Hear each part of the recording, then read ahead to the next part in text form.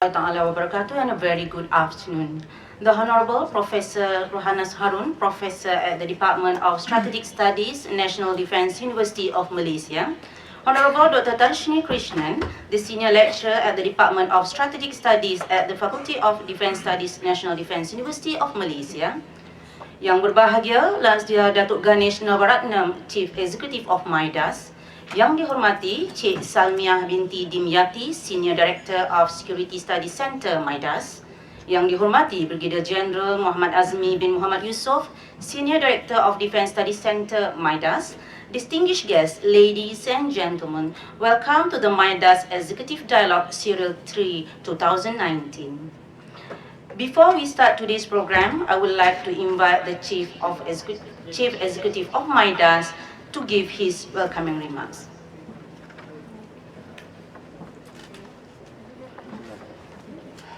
Good afternoon, everyone. Welcome to Midas, and especially to Prof. Ruhanas.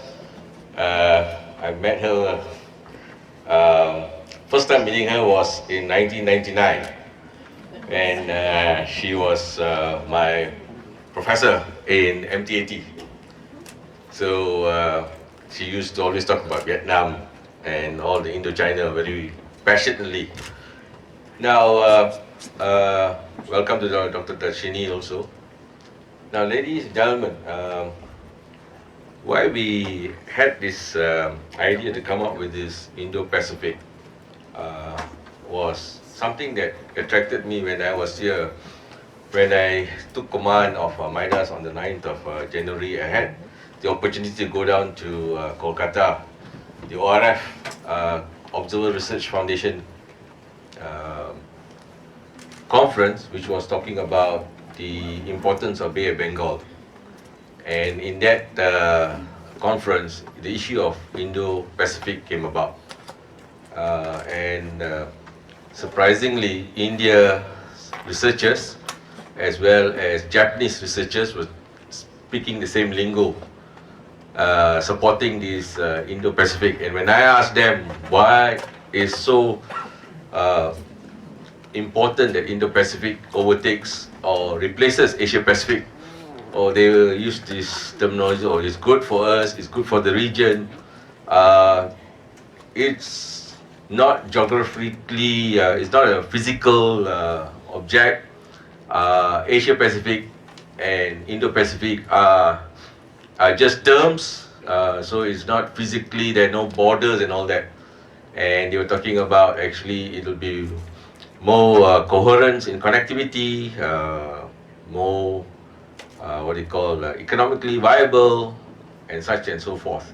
So when I threw a red herring, being a naval officer, being from a warfare background, I say, is this a containment policy, or is it actually you are trying to improve the economic well-being of this region?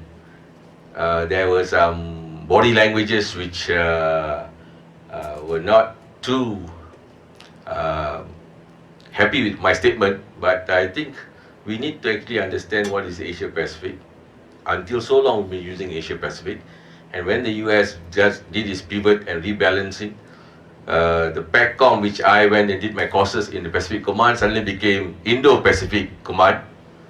And then the Quad came about, the quadrilateral thing came about, and all this just came about when we see China is on the rise.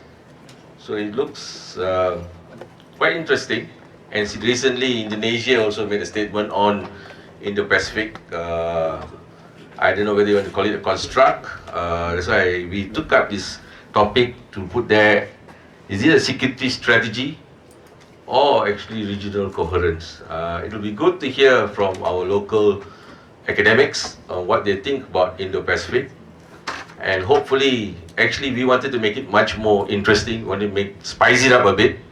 We wanted to get our two academics from Malaysia as well as representatives from the Indian Embassy as well as Japanese Embassy. Japanese Embassy turned us right down. Indian Embassy was happy with it. The DA was supposed to be here, but at the 11th hour, he was told he was not cleared to give a talk. by his High Commissioner, as well as they need to get approval from New Delhi. So it looks like this nomenclature of Indo-Pacific is quite interesting, quite sensitive, as well as you not, especially for the Malaysians, we have not actually, if you read the articles ORF issue, it says Malaysia is quite silent with a few other countries on ASEAN. And in this, there is also write-up why China is not too happy, because Asia Pacific meant China was the center of, was the biggest thing. So Asia means China and US, Pacific US. But when Indo-Pacific became, India became the center and with US. So China was disappeared. So it's interesting, and we're living in good, interesting times. The articles which I am reading are good, and I encourage naval officers, Air Force officers, as well as Army officers to actually look at these articles, and then you make your own decision. We are not going to actually railroad you into something. You make up your own decision. What is this Indo-Pac? Whether it's beneficial or whether it's the flip side of it. And the thing is now, we just also came back from Chiang Mai. Basically, we came back from the NADI, Network of ASEAN Defense Institutes, where we're discussing about ASEAN's centrality. And all of us agreed ASEAN must be central, equidistant, not choosing sides. But these articles that you find, the papers, articles you find in research organizations, and also articles and the behavior of Indonesia coming out with the statement of Indo-Pacific seems to also challenge ASEAN as a whole in coming years. So it's good to hear, and I welcome Prof. Ruhanas and Dr. Tharishini to give their views, and I would like to see a lot of questions. Sad to say, I have to leave by 1500. There's another requirement for us to be at with PAT at 1600. So let's see, and also see that in our audience there are the Vietnam Embassy here, representatives. So let's see, and remember, this is a track 2 organization. Although we are wearing whites, blues and greens, we are track 2 organization, and whatever you say here, Chatham House rules apply, and we in Midas encourage you all to be critical and ask questions. It's not going to be registered anywhere, and we in Midas will also look at this, and probably will recommend something to our Ministry of Defense, especially Bahagian Dasar, to look at this idea about ni. Okay, thank you very much. Welcome again to Midas. I hope you enjoy this thing and gain some knowledge out of this session. Thank you.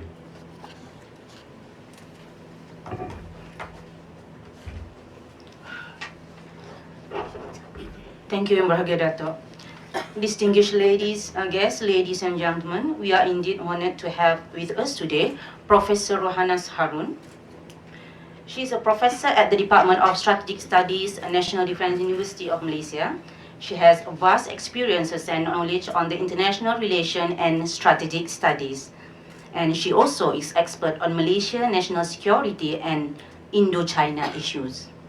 We are also fortunate to have Dr. Tharishini Krishnan, a senior lecturer at the Department of Strategic Study, National Defense University of Malaysia.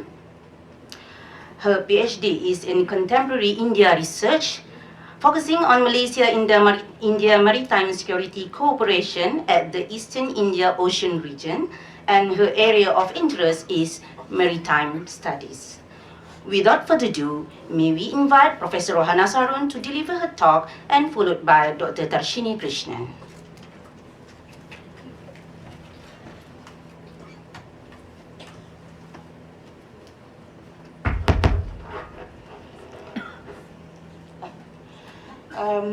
Good afternoon, everyone.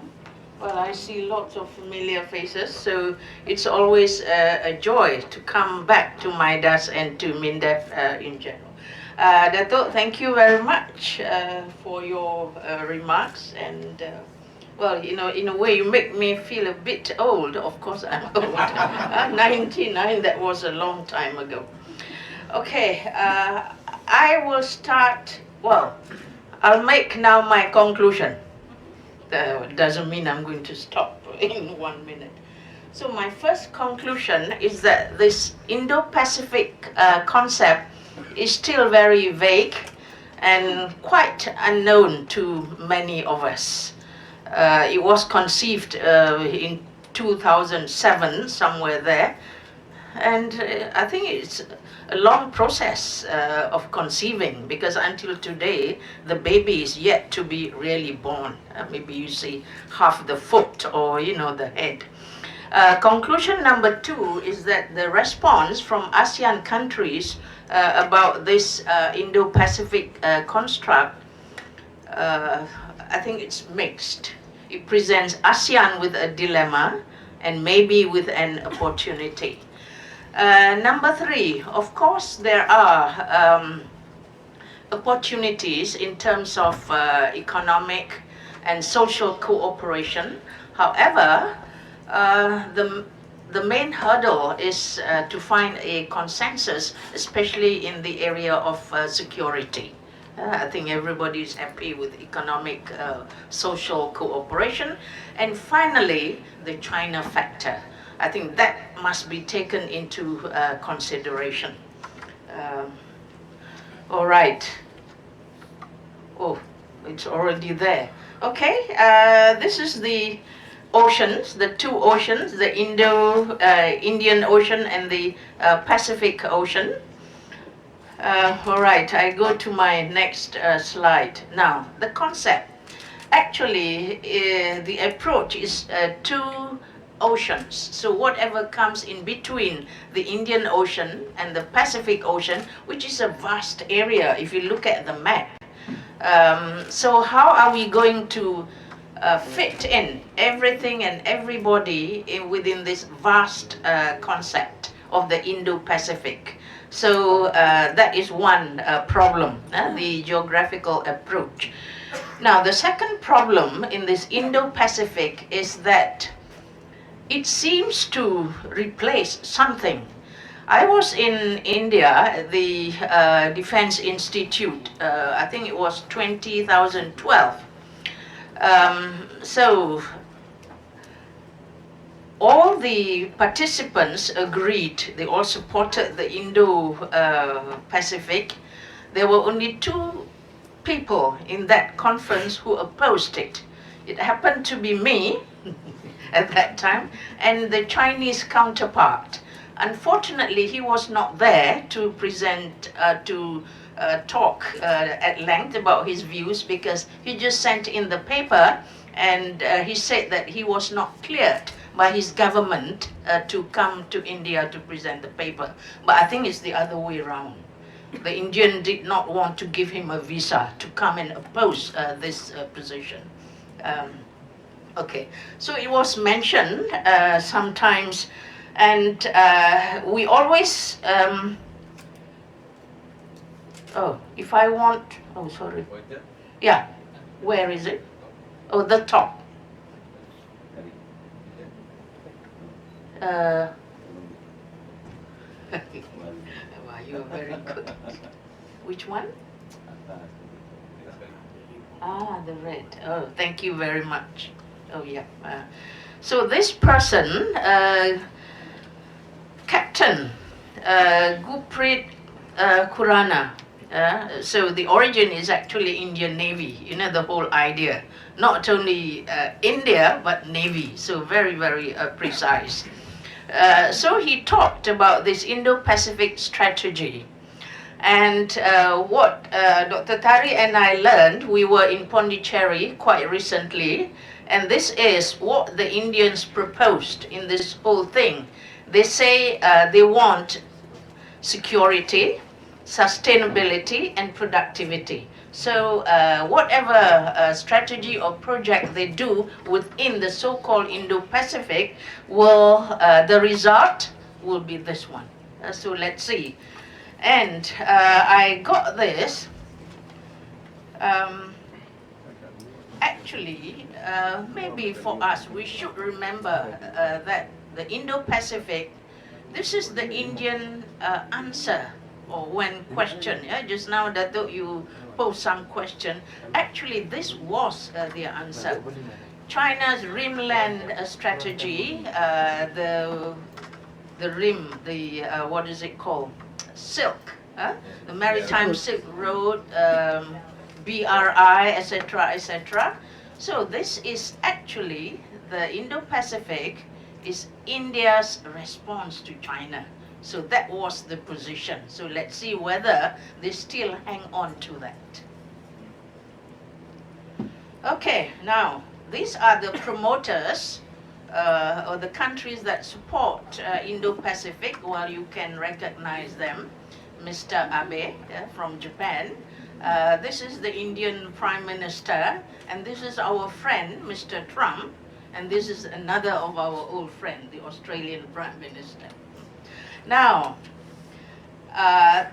so what is the aim of this Indo-Pacific, or what we think that this Quad people want? I think they bring, Indo-Pacific is supposed to bring together all traditional allies. Now, 1, 2, 3, these are all old traditional allies, United States, Australia, and Japan. And they want to bring in a new friend, which is this guy, India. Number 2, it will facilitate American comeback to the region, except that now it's geographically expanded. Datuk mentioned just now, pivot to Asia. This is a bigger version of that. Okay, and then, of course, increase cooperation with a new friend, which is India, and enhance cooperation with reliable allies who have own particular interests in the region. So the United States, Japan, and Australia have their own interests in the region. I mean, you know that Australia has a deep interest in the Indian Ocean. The United States, both in Pacific and Indian Ocean. And how are they going to do that? Via their friends, Australia or Japan. So now you have a new friend called India. All right. Now, if we look at the Indo-Pacific region on the map just now that extended from the Indian Ocean until the Pacific, now this is from the Department of Defense, the United States, to show to you the importance of this region for the United States. Now, 61%, the Indo-Pacific region has 61% of the world's population. That's big. And then 15 of the top US, or 7 of the top 15 US trading partners are in the region. So it's very important for the state. 5 of the American security treaties are within the Indo-Pacific region. And of course, 15 of the 30 world's mega cities are in the region. So what does it represent for the United States? Security, economic benefits, and also alliance. So political as well as the security influence that they might access and secure in this Indo-Pacific. So now we know what for the Americans the Indo-Pacific is, although I still don't know what it would be for me or for Vietnam, I mean for our country. All right. Now, the topic that was given to Dr. Thari and myself is a question. Is it a security strategy? Well, in all these addresses, write-ups, etc., they don't explicitly expose or express as such as a security strategy. But however, when we look just now at the importance or the interest, well, of course, it is a part of it. Now, they don't say so, but the concept is supposed to encompass cooperation through, and also which will result in security, sustainability, and productivity. Now, this is the Indian idea of it, and the Indians say so, because I think for India to say it, it will not alarm anybody. But if China or the US say it, then you start getting the alarm bell. If Australia says it, then you say, wow, what is this deputy sheriff trying to say? So you get some kind of comments, that kind. Okay, never mind. Good intention,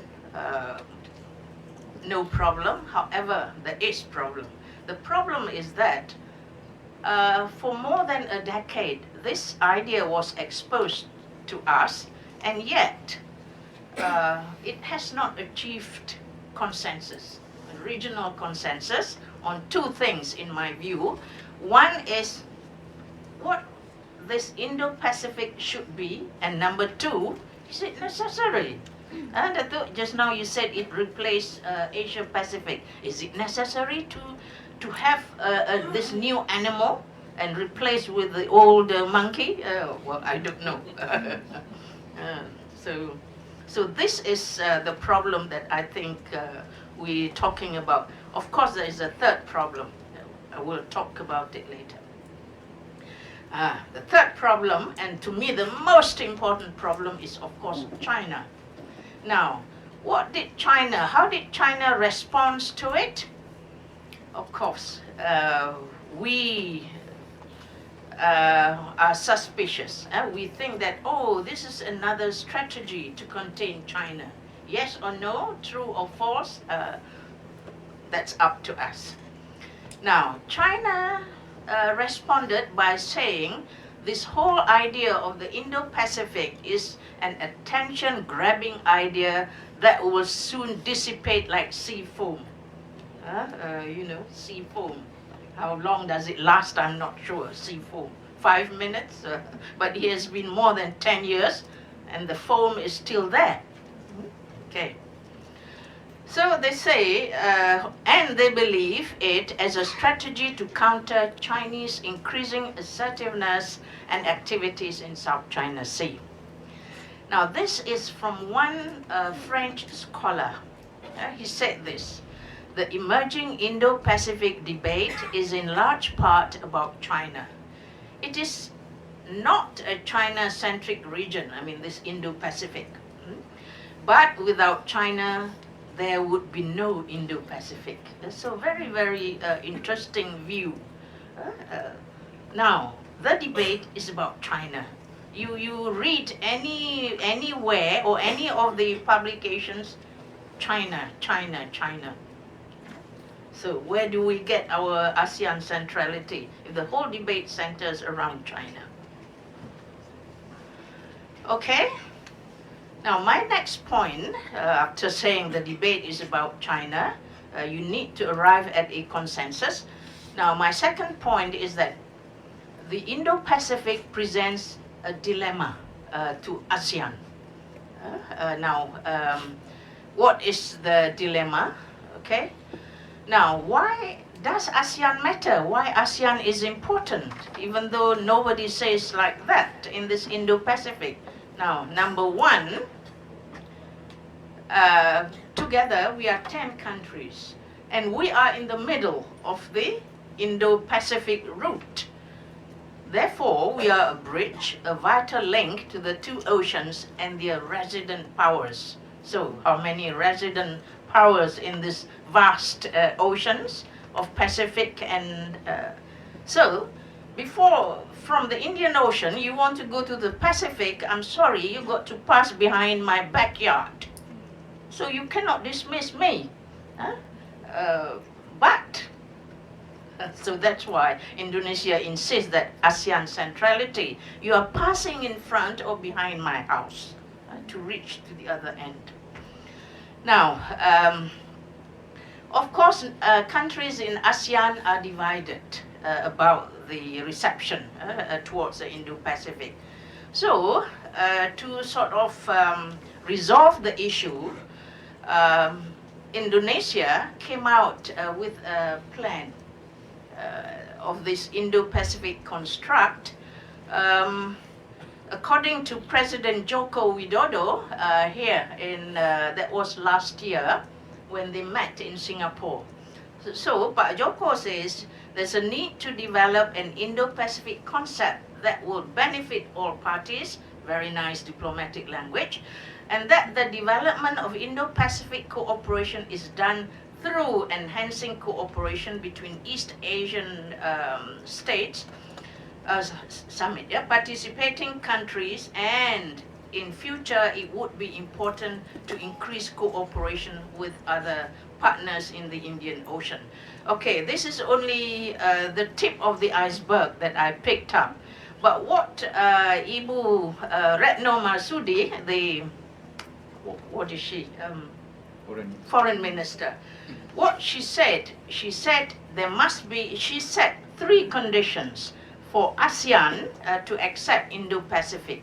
Number 1, she says, you must consider ASEAN centrality. Number 1, the condition that you. Number 2, you must not dismiss China. Don't exclude China. So China is inclusive. And number 3, this Indo-Pacific should not alter or change or demolish any existing architecture, the security framework that we have. Okay, so you take care of those 3 points, then you can call it whatever name you want. So this is what Ibu Retno Marsudi said. Now, that reminds me, actually, this Indonesia's support for the Indo-Pacific is not new. When Pak Mati Netalagawa was foreign minister, he said the same thing, almost, but there was no takers.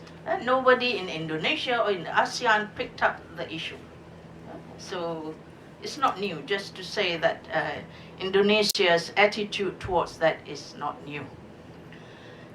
So now we want to explain why in ASEAN there is no united response to the Indo-Pacific. Okay, of course, number 1, because the emergent IP debate is in large part about China, which I said just now, and therefore when something is focused or debate is focused in China, it's difficult to reach a consensus within ASEAN. Now, some countries are not willing to compromise relations with China for the sake of Indo-Pacific. They don't want to antagonize China for very their own reasons. So you take one country, let's say the Philippines. What is the Philippines' interest in the Indo-Pacific? Okay, this is what the Filipinos say. But at the same time, the Filipinos don't want to antagonize China because they have just had a pro or friendly towards China foreign policy under Duterte. Now, for Vietnam, quite tricky. Vietnam did not oppose the Indo-Pacific. However, Vietnam, you know that they cannot antagonize China for their own national interests, etc. So the Vietnamese found another formula. I think Dr. Wu, your president or prime minister went to India, president, and he said this. He used the term Indo-Asia Pacific. Very clever, I think. So you don't antagonize anybody, you exclude everybody. You include everybody. So this is ASEAN. So you have seen Indonesia, you have seen Philippines, Vietnam, and now we come to another important country when talking about why no. Okay. So the only country that I see can talk with lots of facility about an opportunity in this Indo-Pacific concept is Thailand. Why? You look at the map of ASEAN, of Indo-Pacific, you see that Thailand is the physical land bridge. Thailand is connected, to India via such countries. So a bridge between the 2 oceans, and very clever, quietly, Thailand is a member of BIMSTEC and ASEAN. BIMSTEC is the Bay of Bengal cooperation. So I cannot remember exactly. So it's not a beefsteak, BIMSTEC. So for Thailand, now Thailand gave quite a reasonable reason why they are, they support Indo-Pacific. They say we want to be a part of it, we meaning Thailand. It doesn't want IP to be monopolized by Quad. So Thailand says, if I don't come in, then you only have these Quad members. So it's better for me to come in. And then Thailand believes that regional stability and prosperity depend on inclusive security cooperation, both on land and at sea, because Thailand has interest in both. Now, Thailand promoted or supported the idea of 3 Cs, that is commerce, connectivity, and culture. Culture meaning Thailand wants to have close cultural, social cooperation with all these countries. Historically, culturally, they are connected, you know. And especially this year, 2019, is Thai turn to be the chair of ASEAN. So let's hope that they can do something about it. And Thailand subscribes to Indonesia's idea that, you know, you must include China within, and add that it will not agree to IP as a bulwark against China or Russia. So, all right, what about us? We seem to be very quiet. Are we quiet because we are too busy with our own domestic political problem? It seems like yesterday that we elected a new government. No, it's almost half a year, but some people see it like it was last week. This one is Dr. Tari's specialty. You can ask her or she will explain to you. But I just make a few statements that we are not vocal because of several reasons. In a way, we are ambivalent. We have this wait and see attitude. However, I make my point here. If one day Malaysia were to declare openly its position on the Indo-Pacific, I say that it has only one option: support the IP. We cannot oppose it. We should not. Okay? And this is what our Prime Minister said, typical of Mahathir. ASEAN is receptive towards the Indo-Pacific vision announced by the US Vice President Mike Pence today. Today means on that date, 15th of November last year in Singapore. But interestingly, he didn't say Malaysia is. He says ASEAN, including me. I am also in ASEAN. Very, very good. Okay, but he looks very upset there. Huh? And our foreign minister looks so bewildered. He's always in this, I don't know, what zone. Okay, so this is my conclusion. As I said just now, we have to consider all this. So my conclusion is that the IP concept is still blurred. I mean, to me at least, I don't know about you. And it's received with mixed reactions, and I think the future is uncertain. That's my opinion. Okay, we all agree on ASEAN centrality. Okay, there's a lack of consensus on security aspect, and we cannot dismiss China.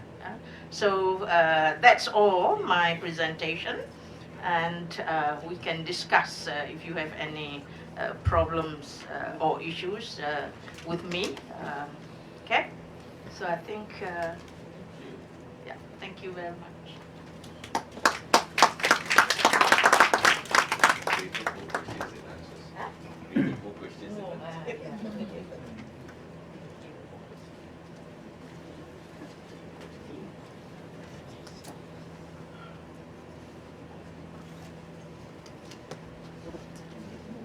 Very good afternoon and good day to all. I have to say I'm not an expert on Malaysia and its view on Indo-Pacific. I think Prof. Ruhanas is just being very kind to me by saying that I'm an expert. I'm very new to the academic field. I just completed my PhD a few years back. So in front of me here, I can see a lot of senior officers and also academicians. So I hope that you will encourage me with questions and some point of view, because I'm also learning, just like you, everyone you here. And first and foremost, I would like to thank Midas for this opportunity. It's a dream come true for me to be able to speak here today. I used to come for a lot of talks, but thank you, Dato' Ganesh, for that opportunity. Okay, let's now jump into the purpose of our discussion today. Okay, we are here to talk about the most topical issue, which is the Indo-Pacific. Everybody is very much interested about the topic. Now, what inspires us? Okay, if you see, ocean has no boundaries. So neither us or any country has consensus as to where the Indo-Pacific begins or even ends. We do not know whether is it a strategic concept, is it a construct, is it a framework or a strategy? I don't know. I'm trying to understand. But whatever it may be, I think the phrase Indo-Pacific does exist and in the strategic discourse, and I believe that it is expected to stay. So, so the discussion on the meanings, the dimension, the implication, I think is important for us, especially as a small country. We are always stuck in between in many areas, so I think we need to carefully articulate on how are we going to go about this particular big concept. So I would like to start with giving some views on my Indo-Pacific. I think Prof. Ruhanas have done a very good job, like she always does, but I will try my best to kind of like recap some of the points. And then probably I will give some directions to, as in where can Malaysia go about this big construct. So, oops. Okay, so if you can see, Malaysia, the location is right in between, in middle of Indo-Pacific, okay? So we are definitely a littoral state, and we have to say and we have to admit to the rest of the world that we are a key player in Indo-Pacific. We have to make the rest understand that we are key players, because I see that most of the time Malaysia is always out of the world stage, you know. So I think it is high time that we have to say that, look, we are here. So we have to draw our policies correctly in relation to Indo-Pacific. So geographically, we are right in the middle, both in Indian Ocean and Indo-Pacific. So it is important to our foreign policy. Okay. Malaysia on Indo-Pacific. I think I'm not sure, but at least for myself, I think there is very little view on Indo-Pacific from the Malaysian perspective. But if I were to refer, I think one of the good reference that I can refer to is Prime Minister Tun Dr. Mahathir Mohamad visit at the 6th ASEAN-US Summit in 2018. He said that the IP construct is welcomed.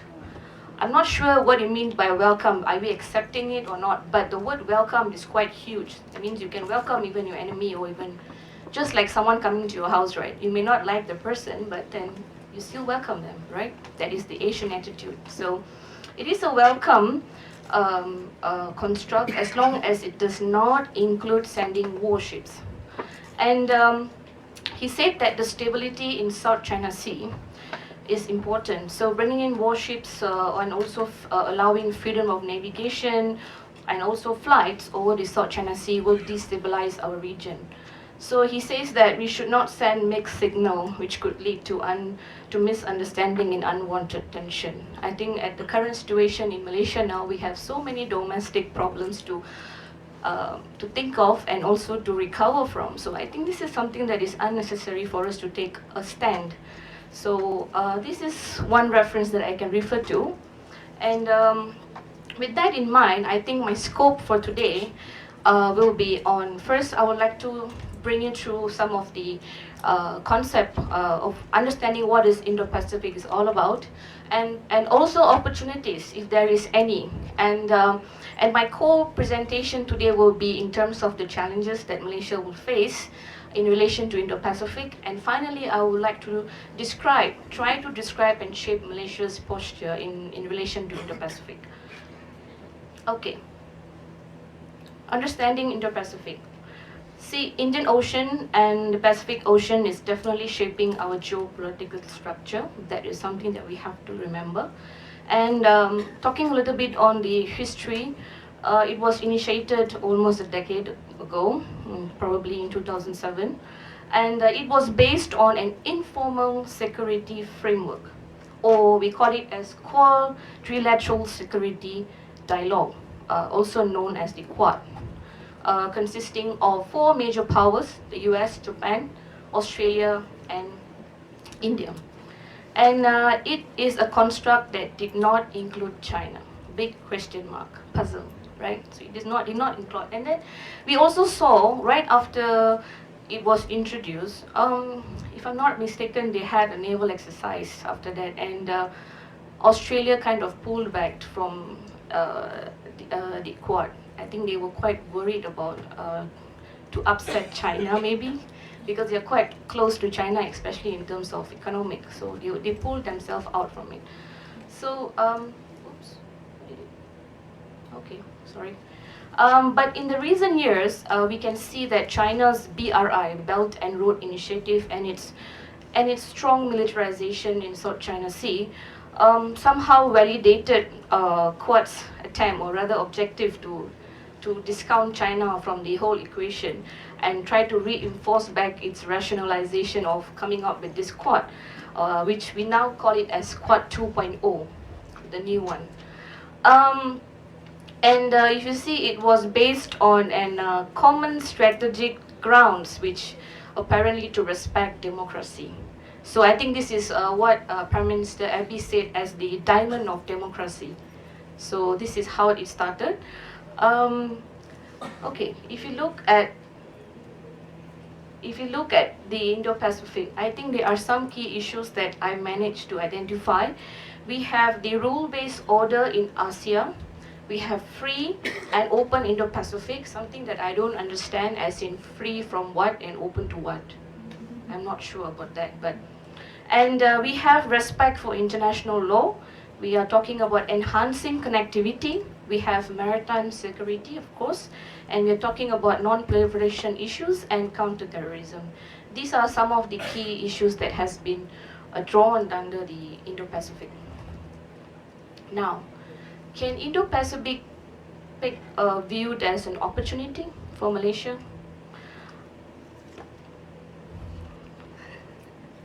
Okay, based on my readings and observation, I think this is what we can actually bring back from Indo-Pacific. We have the trade, investment, maritime connectivity, and common non-traditional issues. I think all of us will agree that we go around, but we come back saying that yes, trade, cooperation, investment, right? So if we talk about trade, we know it's the rising seaborne trade increases interdependency, and Indo-Pacific can maybe increase growth for us as a small country. But same goes to investment. We know that ASEAN is a leading investor, and because the Indo-Pacific is such a huge area, so probably we can have production networks, we can improvise, we can build new businesses, and we can increase the gap between such a vast area of geographical span. But I see that this also means that we will be expecting more regional projects to surface, and that can actually kind of affect us if we don't carefully build our strategy and policies in relation to trade and investment. So, but there is opportunity, of course, and then we are talking about maritime connectivity, and we know that the ocean or the sea is definitely a major transport for all of us. And we are talking about digital connectivity. So this can actually provide us more opportunity to actually shrink our relationship in terms of strengthening our relationship, sorry. And finally, we are talking about reaching consensus in mitigating common non-traditional issues, such as piracy, smuggling, human trafficking. These are all the issues that we all know is there, and we're trying our level best to overcome and tackle this issue. So probably this can provide us a sort of like a new way of approaching things. However,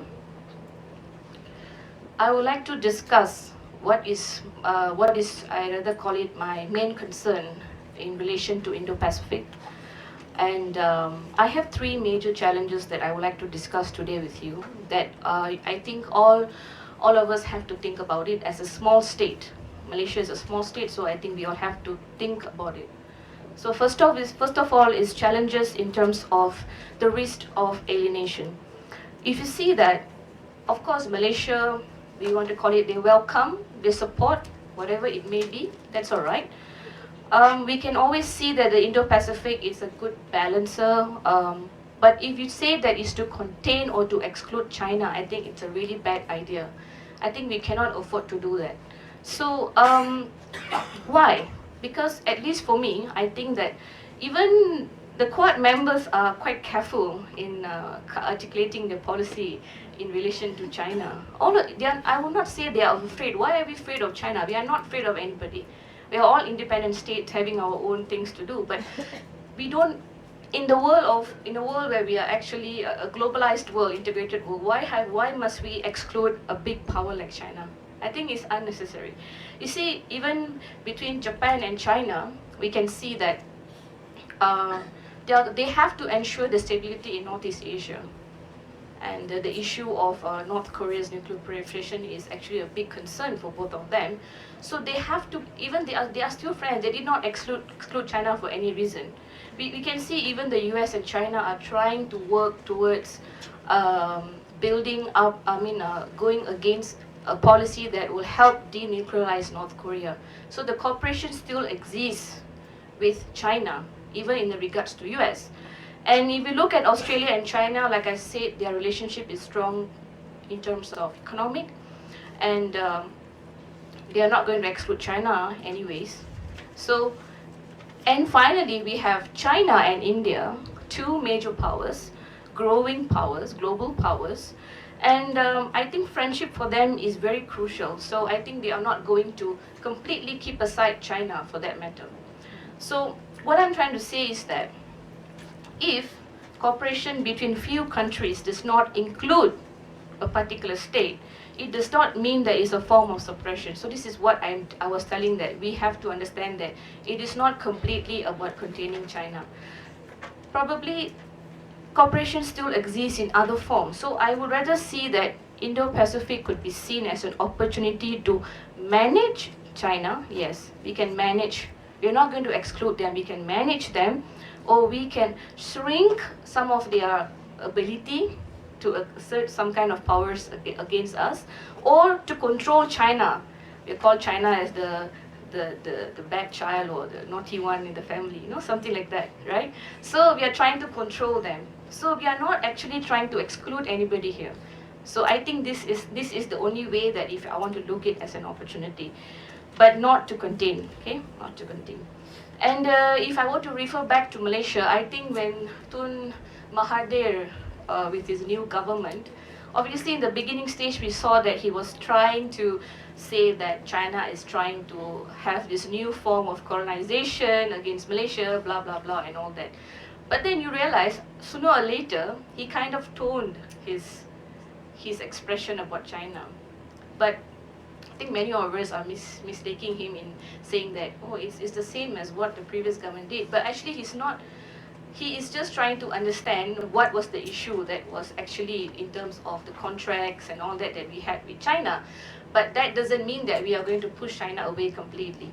And I think in this month, they're going to have this BRI summit, and Mahathir is going to be there to see what are the opportunities that we can get through BRI. So we are not excluding anybody. So I see that uh, China's diplomatic tie is very, very important. So if we want to be anti-Chinese or we want to throw them out, I think we are actually killing ourselves. So that's one.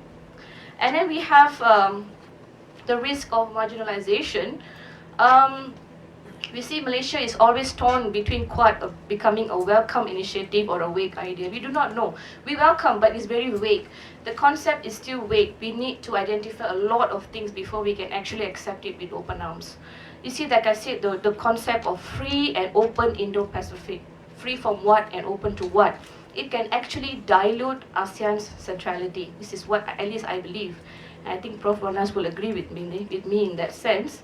So, you see, like I said, ASEAN is a very diverse, what do you call this, a region, Southeast Asia. We have different type of people living in Southeast Asia. So I think we are not, some people say they try to equate with European Union. We are not, we are different.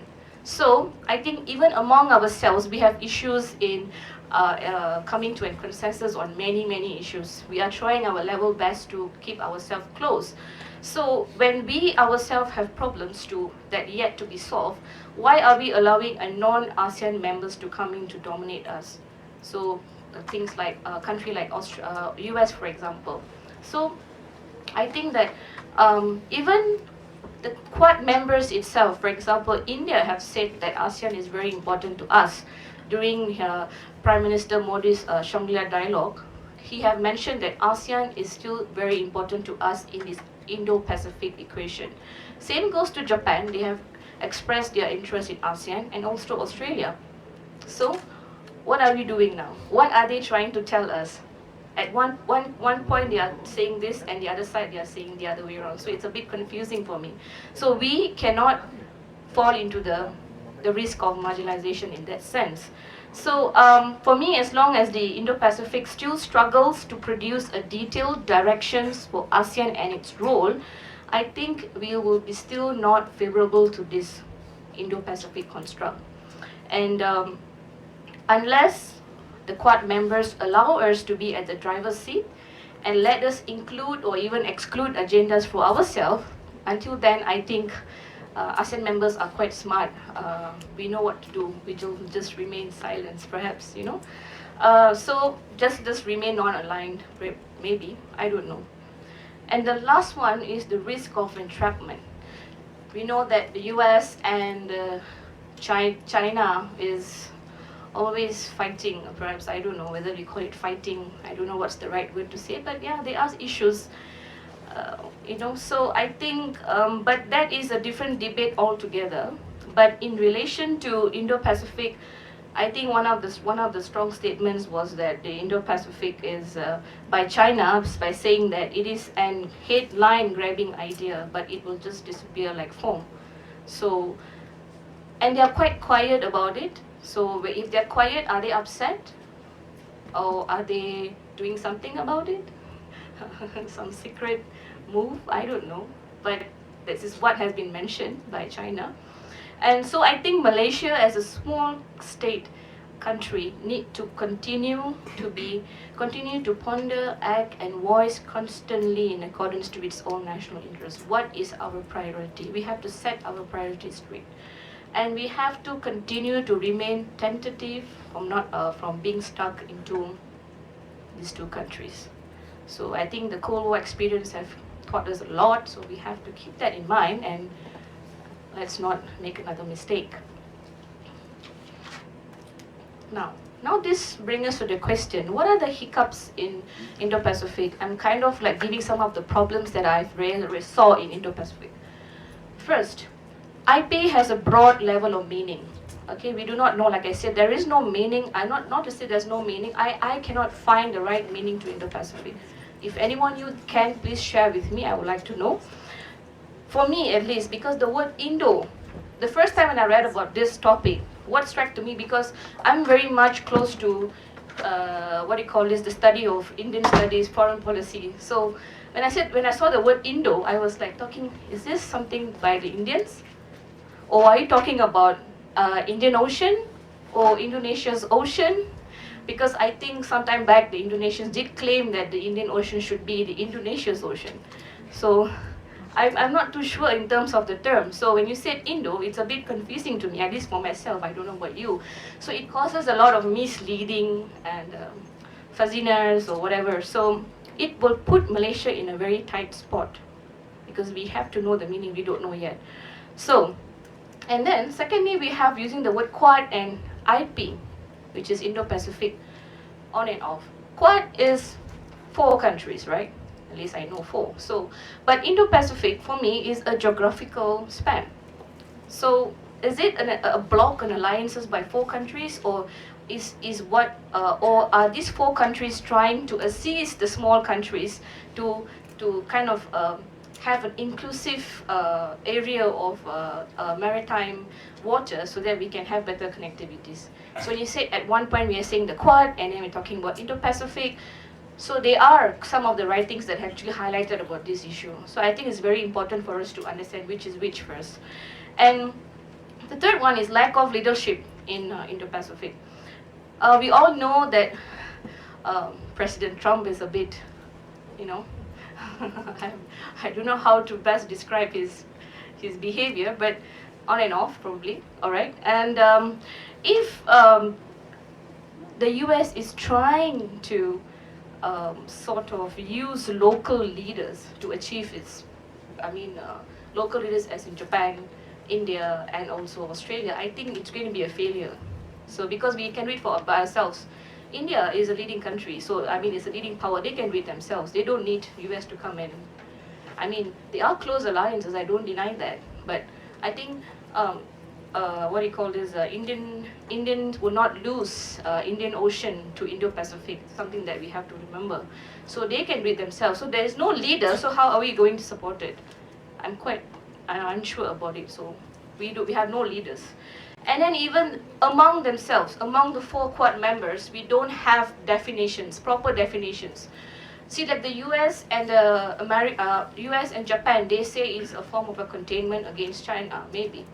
But you see, Australia and India, they said that it is not. So even among themselves, they have some kind of issues. If you allow me to quote, I can say, during the Shangri-La dialogue, Prime Minister Modi said that India does not see the Indo-Pacific region as a strategy or a club of limited members, okay? Nor as a grouping that seeks to dominate. And by no means do we consider it as directed against any country. So when they can say that, then what is Quad is all about? So they even within themselves, they are struggling to actually balance themselves against China. So I think that is one of the issues. And then we have ASEAN, obviously. We have to ensure the centrality of ASEAN. If Quad or even Indo-Pacific construct can give us that, then probably we will kind of support it. So, and the last one is, question is, where's China? So when China is not there, the whole equation seems to be, this whole round doesn't seem to be complete for me at least. So I think, describing Malaysia's posture, I would say neutrality, or I don't know, neutrality maybe, or non-aligned, or like Prof. Ruhanas was saying, silent. Oh no, I'm quite so, but I will label it as neutrality. So we have to carefully position ourselves, and we'll see how it goes. So to conclude, okay. Like I said in the earlier stage, Indo-Pacific construct can provide us prospect in terms of trade investment. I already covered that, I already touched that part. But the major problem is Indo-Pacific has not clear in casting its true character. So it's still vague, and being a small country, I think apprehension is very, very high. So I think Indo-Pacific must show more precision in relation to this concept. So I think I would like to conclude by saying that at the moment, I think Indo-Pacific is rather cosmetic. I don't know if I'm being rude, cosmetic and symbolic. It's just a word, because like even now we have the Vietnamese saying as Indo-Asia-Pacific. So there's another term coming in, so we still do not know where we stand. So I think we can say that it is wait and see mode. So with that, I thank you.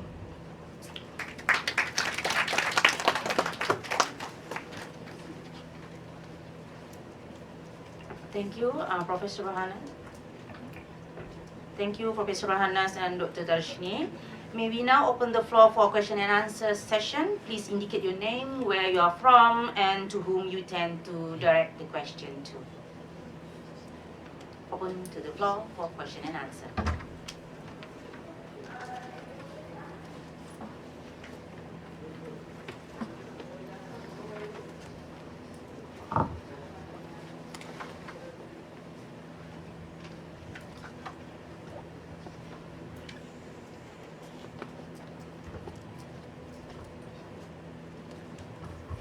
Question, please.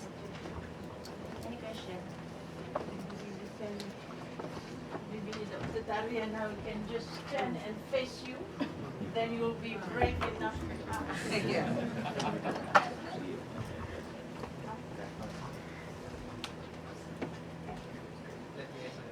Yes, Dr. Wu.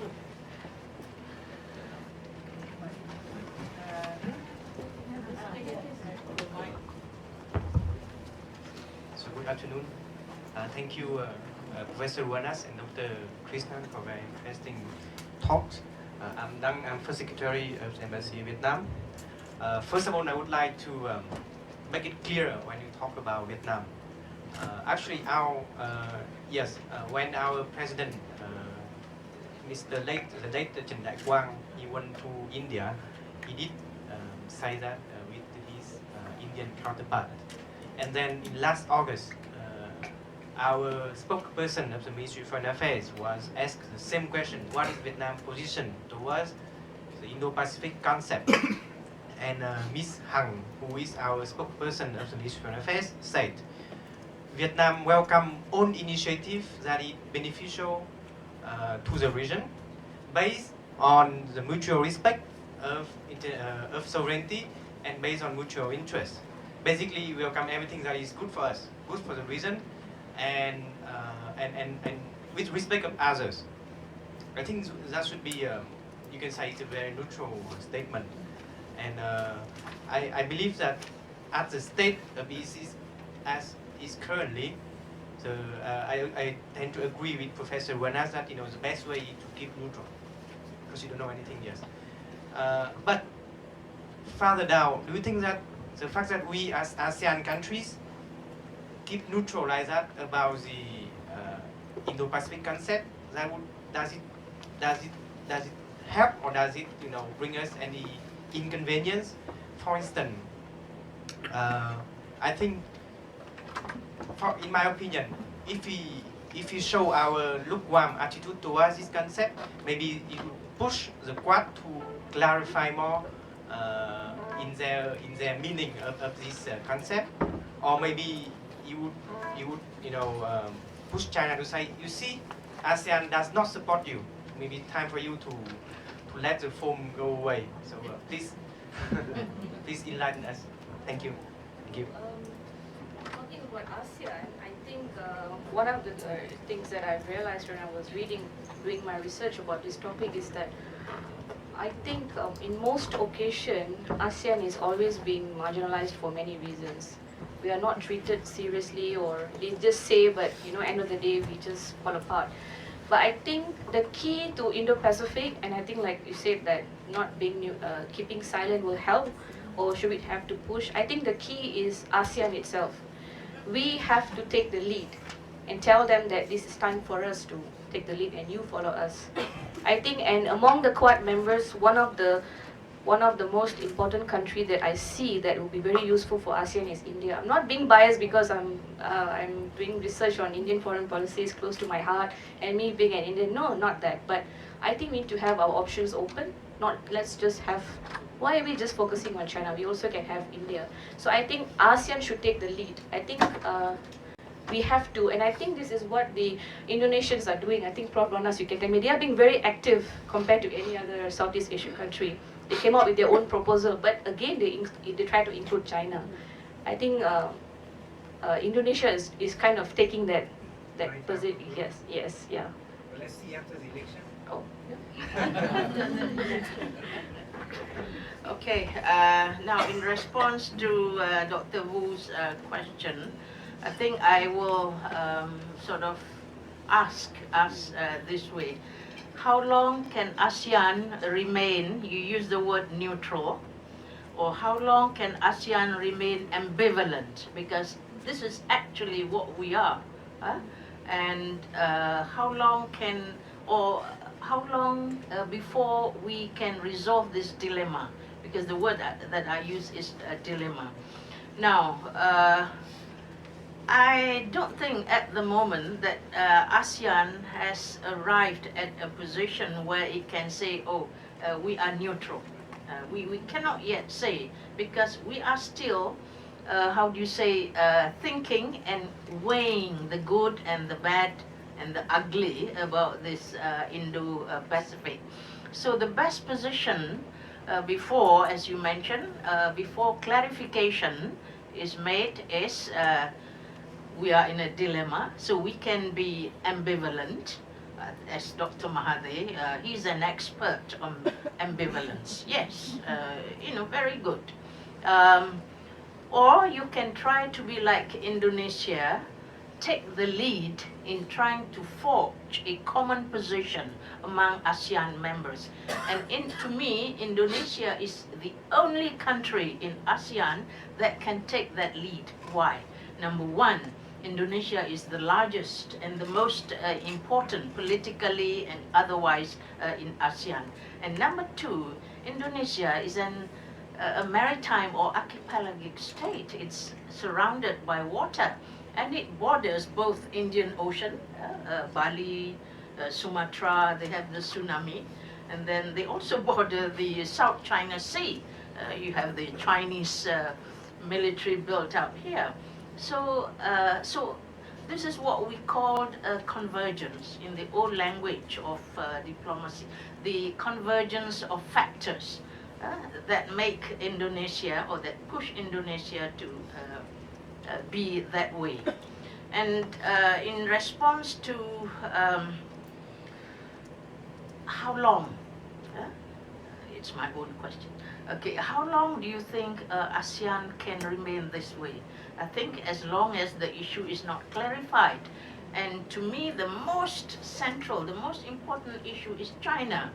So if we can arrive at a consensus about China, or if China one day makes a decision and say, all right, if you agree with the Indonesian proposal that I am not excluded, I'm part of it, then okay, we will agree to this Indo-Pacific.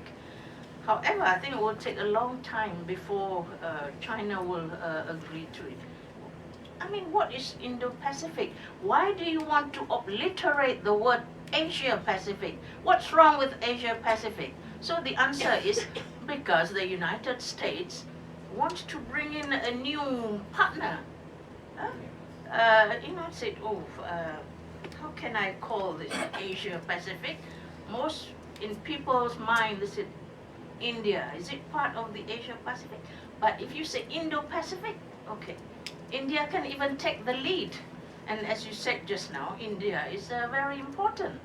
So, so how to make Indo-Pacific acceptable to everybody, and at the same time not indicating that it's dismissing China.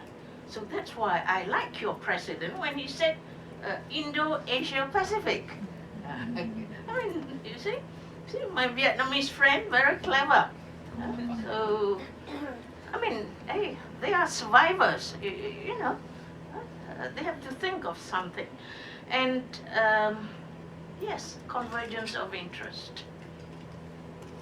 So we just wait and see until it's cleared, the true meaning of it. All right? Any other questions from the audience? You can dispute. I mean, we are all in the same position as you, groping. Let's see, hey, what's this? Huh? Yes, yes. Here, Navy. Prof. Rosli from Midas. Okay, back in 2007, we could see that